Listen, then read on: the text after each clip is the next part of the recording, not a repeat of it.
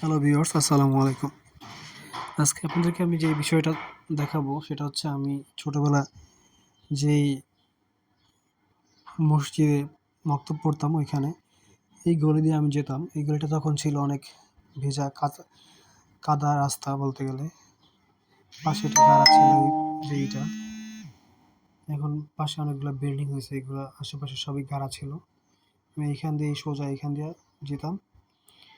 এই যে সামনে মসজিদ, মসজিদের পাশে এই যে এটা হচ্ছে আপনাদের নির্মাণ কাজ চলতেছে। এখানে কিছু টয়লেট, তারপরে কিছু বানাচ্ছে। এটা হচ্ছে মসজিদের সামনের জায়গা।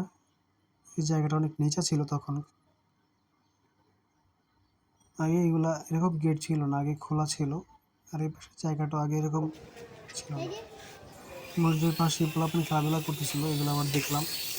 যে হিট প্লেন উড়াচ্ছে, আমরা ভিডিও করলাম। একটা সময় আমাদেরও ছিল এরকম। যাই হোক, এটা হচ্ছে মসজিদের আপনার উত্তর সাইড। মসজিদের ভিতরে আপনার অনেক তিনতলা ভবন হয়ে গেছে। আগে দোতলা ছিল, তিনতলা ছাদ দেওয়া ছিল সম্ভবত।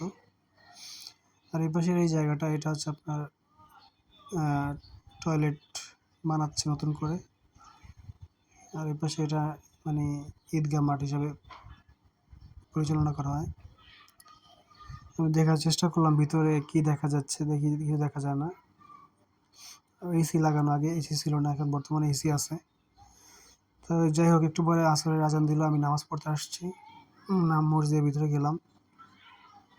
মোটামুটি কিছু মুসল্লি হইতেছে এখন, কয়েকজন নামাজ পড়তেছে।